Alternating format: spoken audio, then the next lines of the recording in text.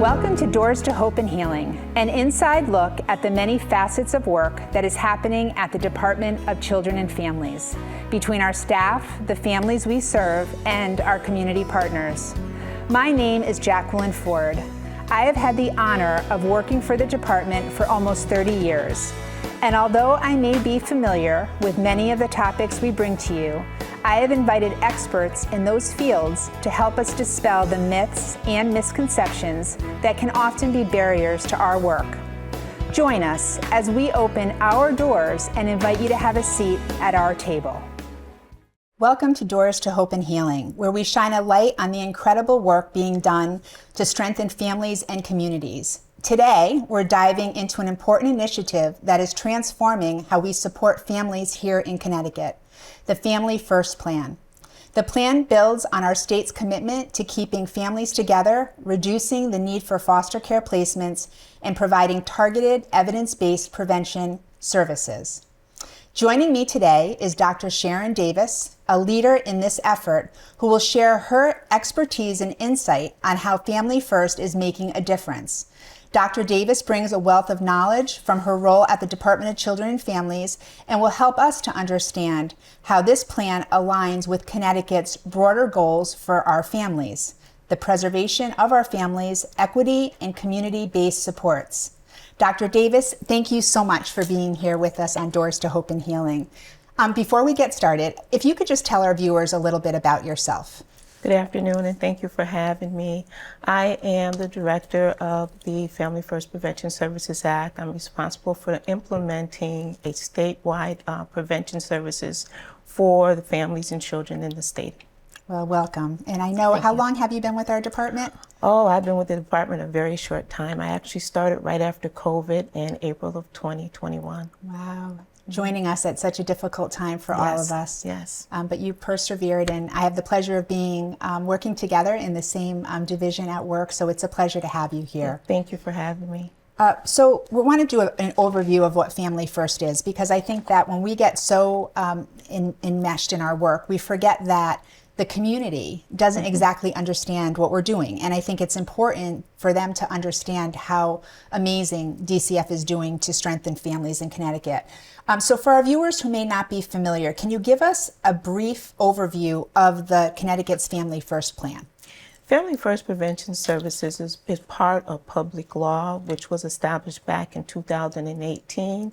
And in it, there's some provisions that really speak to families and children, where the federal government has really put an emphasis on keeping children safe in their homes in a very different way, trying to reduce the number of children that may end up in congregate care, as well as strengthening our community-based services throughout the state so that families can stabilize and children can remain safe in their homes. Okay, well that's easy to understand. How does it build on the state's existing efforts to strengthen families and to reduce out-of-home placements? I think for many of our viewers, and I think for many people just in general in the community, see DCF as a child placing agency, that if we get involved, children are going to end up in the foster care program. And that's not what we do at DCF. So can you speak to that? And Family First is really, it's a shift. Mm-hmm. And looking at, when we talk about child protection and keeping children safe, we want to keep children in the homes. And that is really the goals and the efforts that the department is currently involved in. So what we really want to do under Family First is to provide families with those services and supports well before there's any involvement with the department, and hopefully preventing them from ever coming to the attention of the department or any other social service agency or network within the state. Okay. So when we talk about alignment with our state goals, in what ways does this plan, Family First, align with Connecticut's goal of reducing foster care placements? I know you mentioned that maybe we will never have to open up a case about a family. How does the plan help us to reduce the foster care placements? Well, the plan really talks about, when we say prevention, prevention is actually providing something for families to avoid something from actually occurring. So Connecticut's plan really provides an opportunity for families to receive services and not have any child welfare involvement. So we have what we call candidacy populations. And in our plan, which is a very unique plan, very innovative plan, no other plan like Connecticut's plan that's in the country, whereby Connecticut is interested in providing prevention services to children before there's any call made to the Child Welfare Agency, which means that Connecticut has a partnership with we refer to it as a prevention care management entity, really responsible for doing what we call a eligibility determination, which means that a family can make a phone call and say, you know, I'm having some difficulties with my son. He's not going to school, which is just one member of our candidacy population. Can you help me? Our care management entity, known as Jaqueline Behavioral Health, will conduct that eligibility determination to find out if there are services in our current service array that can really meet this family's needs. If so, that family is eligible for Family First. So what does it mean? So there's a term, we call it Family First Prevention Services, and there's a lot of work that goes on behind the scenes. But the reality for families and what families should know is there are services and supports available to you. And in some situations, there's no cost for those services. And it also means that you don't need to call the department. You don't need to call the care line to get help. You can actually take that responsibility on yourself, make that phone call to our care management entity, and they're there to assist you, to conduct an assessment, to determine what are your needs, and then to make a referral to one of the evidence-based practices that's approved in our plan. So what do I mean when I say evidence-based practices? There's about 7 different services that are available to really address some of the very issues and concerns that a lot of families that face that oftentimes results in child welfare involvement. So what you're saying basically is that if a family does call DCF because they don't know that they can access these services on their own, it doesn't mean that DCF is going to open up a case and become very intrusive or involved with their family or risking their children having to leave to go to foster care. We're really going to, unless the child is at risk, which is what we're assessing, we will be that conduit, that bridge to the services that they need. Am I understanding that correctly? And you're correct in that. But the other part of it is a family doesn't have to call DCF to receive the services. Of course, yes, a call can be made to the care line, and that person is responsible to refer the family or give family information about our care management entity, and that's Jaqueline Behavioral Health, who will then meet with the family, determine what the needs are, and then work with the family to engage them in the services that best meet their needs. Okay. So we say there's 2 doors in, or there's many doors in, and under Family First, families never have to come to the attention of the department, and that is really the goal of Family First. You really want to reduce the number of families coming in. Ultimately, the goal is those families that have child welfare involvement are really those families that have that need, and they need that level of intervention and supports. Boy, we've come a long way. How long have we been working on Family First? Family First in the state of Connecticut began in 2018, where a group of folks came together, led by Ken Meisselgland and Trishonda Gurrier, who's no longer with the department. And they were really responsible for helping to develop this plan. This plan was developed with the input of more than 400 individuals from across the state of Connecticut. We're talking about service providers, we're talking about community-based organizations, as well as persons with lived experience coming to the table and talking about what are some of the needs in the state of Connecticut for children and family, and how can we best address those needs. One of the things that came out of that discussion was that families really felt that they didn't need that surveillance of the department to help them to meet their needs, to address some of the problems that they were having. So that's where this community pathways, this whole idea was really developed.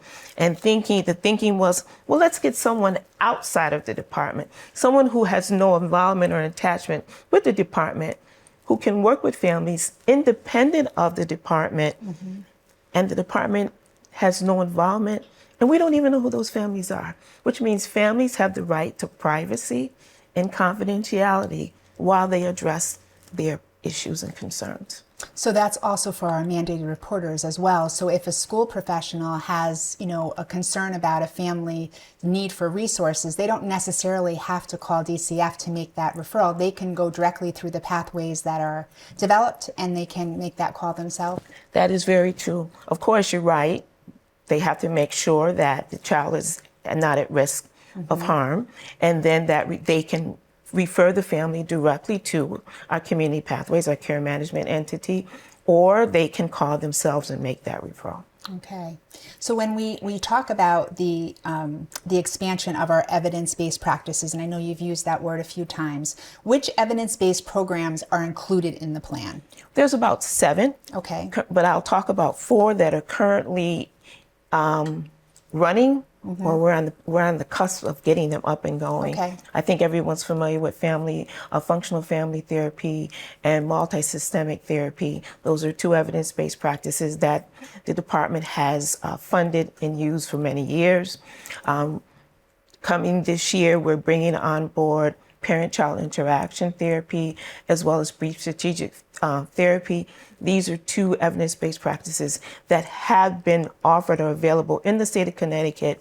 Because of some funding, they went away. So the department is really interested in bringing those back, because one of the things that they found in meeting with these 400 individuals that I talked about, these are 2 services that were very beneficial in producing some very positive effects in helping families to stabilize and children's needs to be addressed in a very wholesome and positive way. Okay. So leveraging community-based resources. How does Family First leverage community partnerships to support families? It's called collaboration, collaboration, which is the most important thing. We're in partnership with a lot of agencies and organizations. There's a lot of work groups and meetings that have occurred to bring Family First to where it's at today, to make sure that we understand as a department what the needs are, because you need to hear from the community, you need to hear from families. And I think that the department is very innovative and cutting edge, because one of the things that they talked about from the very beginning is the involvement of persons with lived experience. And there's continuing ongoing efforts to make sure that that voice remains as Family First continues to roll out, and as we continue to look at what the needs are for families in the state of Connecticut. Yeah, that's so important. And I know I've been so grateful on this show to have many of our youth who are in college, and I'm excited that I'll be interviewing one today, and it talks about what their experiences are and how we can make things better. And I think that voice of lived experience is really crucial to our work. So how do schools and healthcare providers and just the local organizations, how do they have a role in all of this? Everyone has a role. It's a phone call directly to the care line, our care management entity, or it is telling the family and having the family go themselves. So there is, if we look at it as, there's no wrong way, because Family First is open to everyone, or every child and family in the state of Connecticut. It's just a phone call. Call and say, well, we have a need. Can someone meet or talk with the family? And how are we getting that word out there to the schools and the healthcare providers in the community that we have Family First and we have Caroline and we have all of this way to manage families and provide the resources and the supports before they become greatly at risk? There's been a number of presentations from the time that I started back in 2021 up until today. I know Ken is very involved in the SAC, Statewide Advisory Council, where we presented to that particular group. There's been presentations to the regional advisory groups to make sure that folks know. But also, Caroline, our behavioral health entity, has presented to a lot of different organizations at state level, at the local level, to make sure that they know that these services are available.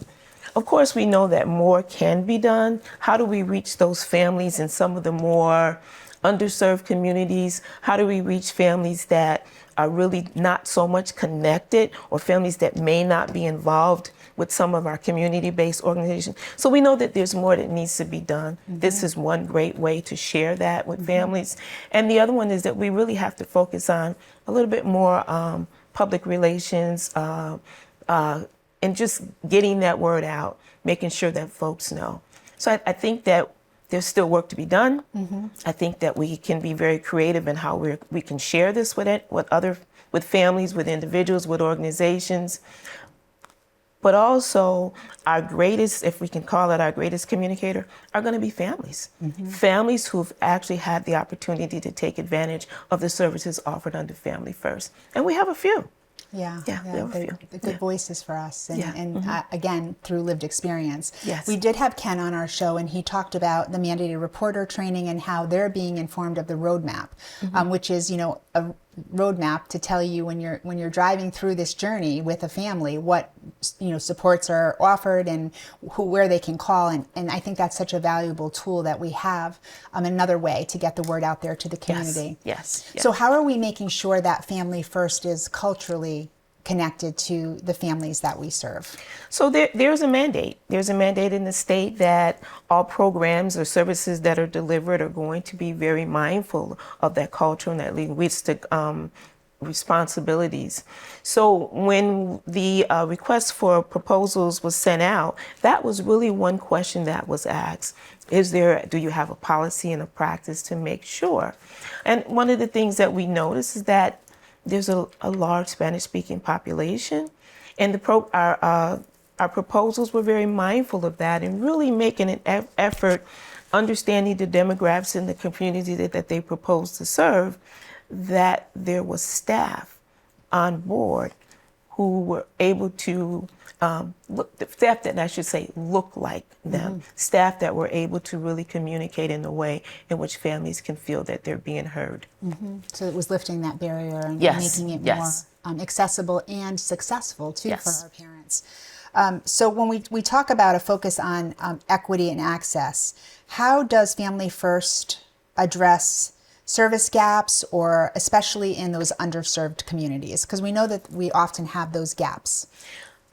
Yes, there are gaps. And we completed, just recently awarded 6 contracts to deliver PCIT and BSFT with a real emphasis on ensuring that there was a reach throughout the state in all of the regions, understanding that there were going to be populations, because some folks live in very rural areas, that these service providers could reach these families in the more rural areas.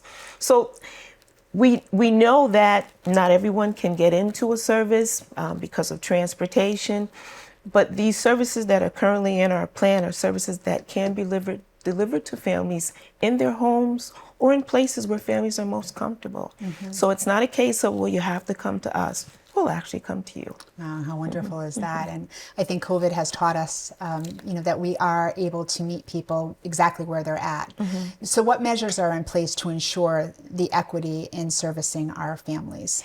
So one of the things that we have to do as we continue to roll out Family First is that, we're going to look at our data. What families are being serviced, what families are we not reaching, what can we do more to reach those particular families. We're interested in our service providers' feedback and their annual reporting, but we also want to hear from our families. So it will be important for us, as well as our care management entity, to really create that place where we know that families know that they're being heard. That's the way in which we're going to really understand if we're reaching those families, if we're in those communities where the need is the greatest, if we have the staffing to address families' needs based upon culture and ethnicity. So when we talk about federal funding and the resource maximization, can you explain how the plan uses the federal Title IV-E funding to boost the prevention efforts? The most interesting part about Family First Prevention Services is that there's no monies attached to it. And I think that when people hear about new programs, we automatically think there's some money attached. That's not Family First. Family First really is a we talk about reducing the reliance on foster care placement. So the dollars that were allocated for foster care placement kind of shifted, so that we're really looking at ensuring that there's supports, prevention services and supports for families. So the most important thing, if there's anything to remember about Family First, is that it's families, families, families. Families come first. Of course, everyone is interested in a return, because if there's a return on the dollars that have been put into the services that are delivered, then that means hopefully there'll be more dollars to spend to actually expand our current service array. So right now, the monies that support Family First, when we talk about the training, because the dollars were needed to train staff, dollars were needed to support our care management entity, that came from the support of the legislator. The state of Connecticut really bought into Family First. Everyone saw that this was something that was really going to produce better outcomes for families, especially our children. So they committed a pot of money to support training, to support our care management entity. So now what happens is, the way that the federal government has designed it is 50% of the monies that is spent for the administration, for training, and for the delivery of services can come back into the state coffers. The hopes or the goal is, if enough comes back, we'll realize that this is a really good idea, but also hopefully expand some services to go beyond just the evidence-based practices that we know that that the feds is currently supporting and funding, to provide some services to really address some of those more concrete supports that families really could benefit from, which will help to support their abilities to participate in the services that are being made available. Very interesting. What is the process to evaluate and monitor the work that's being done through Family First? The process is, so we have this, we call it that continuous quality improvement protocol, where we're required by the federal government to collect some data. Of course, this data is information that we receive about families, but this is information that has no identifiers in it. So we don't know what child and where the child lives. We basically know things like age, ethnicity, and we want to know things like, well, who's the service provider, when did service start, and when did service end. So we're collecting that federal data. In addition to that, we want to hear families' feedback. We want to see the reports coming from our service providers. That helps us to look at whether or not Family First is working. And then it gives us an opportunity to make some changes, to course correct, to expand in an area if we need to do that, to reduce in another area if we need to. And so one of the things that we notice is, how do families actually seek out services now?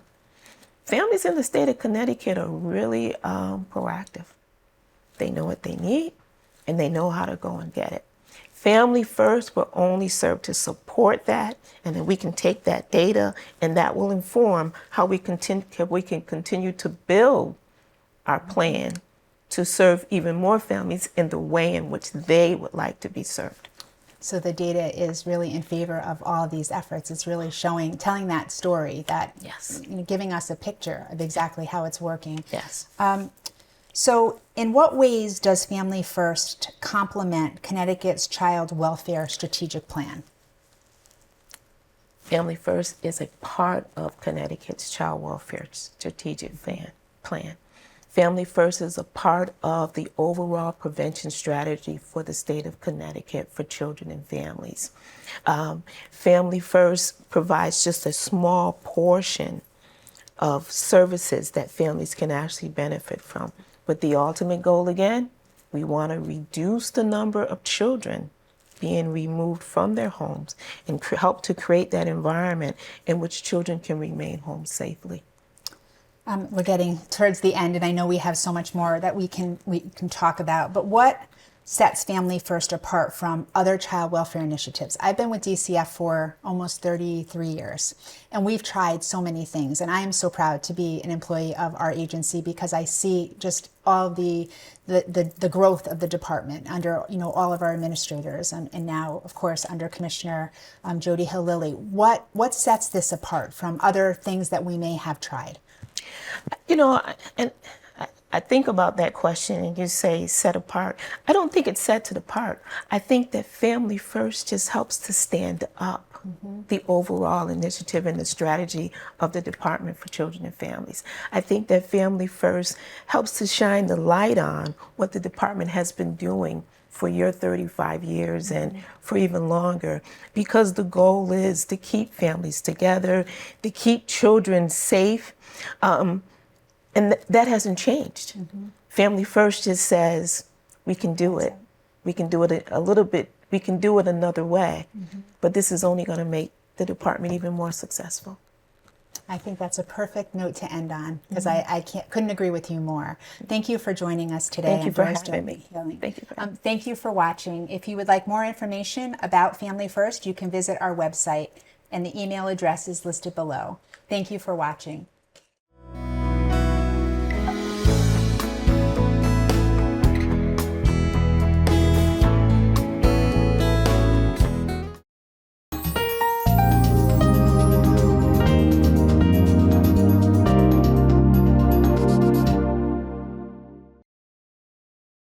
Hello, I'm Bill Meyer, Board Director for Nutmeg TV, your local public TV station. For over 30 years now, Nutmeg has brought countless local events, municipal meetings, and programs to our TV screens. To continue this important work, Nutmeg relies on the support of generous individuals like yourself. So we're reaching out today to ask for your monetary support. Together we can continue to amplify the voices and stories that make our community unique and vibrant.